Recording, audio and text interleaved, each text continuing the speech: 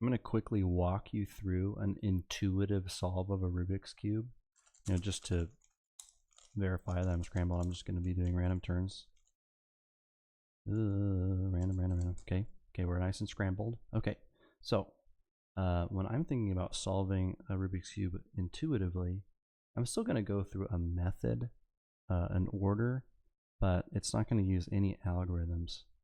So the first thing I'm going to do is similar to a normal method. I'm going to solve the first 4 edge pieces, which around this white center would be, white blue would go here.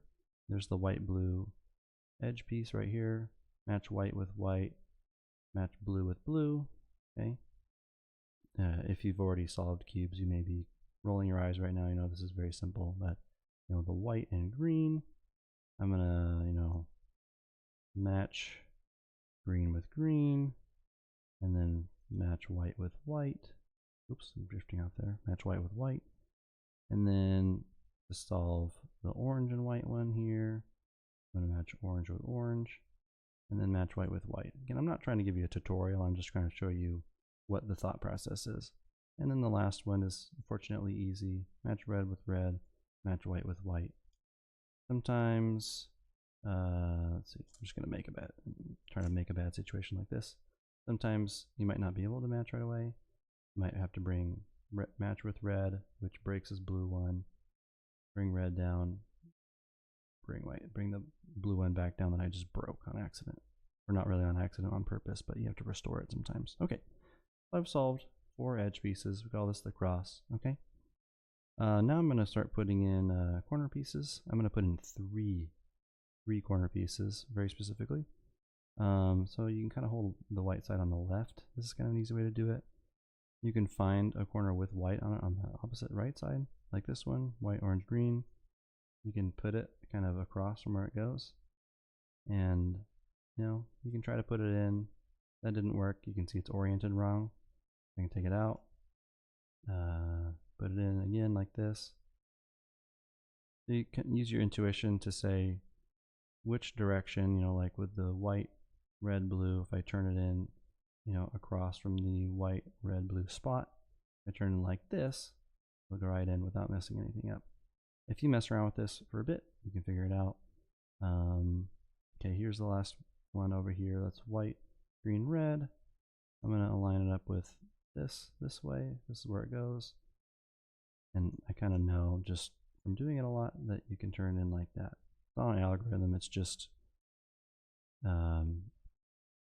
can figure that out intuitively. Okay, so I basically solved one side except for the last corner. Looking around, I've solved all the edges and corners except for one corner, and I've done this for a very specific reason. So what I'm going to do is I'm going to solve the other 3 edge pieces that are not yet solved. Okay, and I'm going to use this sort of slot here that I've left unsolved as sort of a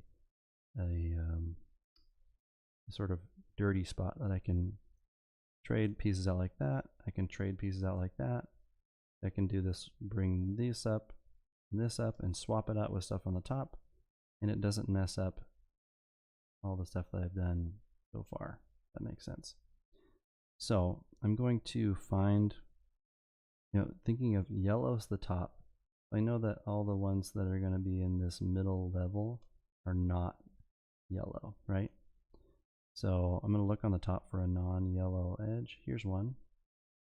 What I'm going to do is I'm going to turn the whole top 2 faces until that that edge's colors are right in front of me here in this junk slot. So green and red's the one I'm going for. If you put it on the opposite color here, you can turn in 1, 2, 3 like that. Okay, and that brought up, I believe, this blue and red one. So I put blue and red centers in the junk slot here and match it up with the wrong color here, so you can 1, 2, 3 it in like that. And then the last one I'll do is this green and orange one. It's already in the right spot, but in the wrong way. I'm going to take it out like that. I'm going to match up with the wrong color, and I'm going to put it in like that. Okay, and then I'm going to sort of fix. That was 3 edges. I'm going to sort of fix. So now I should have everything's solved except for this front layer. Now the fact that this one happened to go on the right spot is completely irrelevant. We're actually going to break it. The next thing I'm going to do is get these yellow, the 4 yellow edge pieces oriented correctly. You can see this one's got yellow on the side, and this one's got yellow on the side. We don't want that. I'm going to again just use this as sort of a junk slot that I'm going to replace stuff in and out with. I'm going to put one of these messed up edges in here like this. 1, 2, 3. Okay. And then I'm going to bring this up this way and replace it with the other broken one back here so that they're all oriented correctly. 1, 2, 3. Okay. Now I've got all correctly oriented yellow edges on top. My blue and orange one that's going to go into here eventually, and then just the 4th yellow edge piece kind of waiting in here to be brought in and traded out like so. We're going to be swapping around these 1, 2, 3, 4, 5 edge pieces so that they are all solved. Let's just kind of take a lay of the land and see what's up. Now, if we say that this orange one's good, then the red and green are not. We've got one good edge. Let me actually just check if I match up another one like green, but then the red and orange ones will not match. So there's no way that I can just turn the top yellow face and have more than one edge kind of looking solved at a time, just to prove it. If I put red along with red, you know, my green and my orange are messed up. So basically, none of them are really solved. So what I'm going to do, and this is something that I've kind of, sort of a method that I've found after kind of playing around with it for a while, is I find, based on the one that's kind of in this junk slot, kind of in reserves, the blue yellow edge, find the edge with the opposite color. So what's the opposite of blue? It's green. So this is the green and yellow edge, and I'm going to swap it out for the other yellow edge next to it, which is this red one, and then I'm going to bring down back into the junk slot the 3rd one here. I'm going to go 1, 2, 3. So the reason I did that is so that these two opposite edge ones were next to each other, and what that ends up doing is it means that you'll have 2 that match here. See that? So blue and red now match. Now the magic of this is exactly what you want. You want 2 matching, 1 that's wrong, and then when you bring up the one sort of in reserves and you swap it out for the one that goes there, which is this blue and orange edge, it solves all 5 edges at once. So again, I sort of figured out over time that you want 2 matching, you swap out the one here with the one on the top, the 3rd one that's not matching, and it'll solve all 5. Sometimes it might take some fiddling around and switching around to get to where there's just 2 that are correct, but that's kind of the goal. And now what we're left with is 5 corner pieces that are not solved. Now what I'm going to look for first is one that is oriented correctly like this. You can see it's orange is touching orange, and I think that's the only one. Yeah. So orange is touching orange. Okay. Now I'm probably going to make another video about corner cycles and cycling through corners. But the idea is that if I take this out and swap it with another one, that considering this orange face, this is the only piece that got changed, right? So again, I'll reverse that. I'm taking this out and replacing it with one of the corners on top. Okay. I'm just doing a move and then undoing it, so it does nothing, just to show you. So where does this piece go? It's the green and yellow and orange corner. It goes here on the opposite side of the orange face.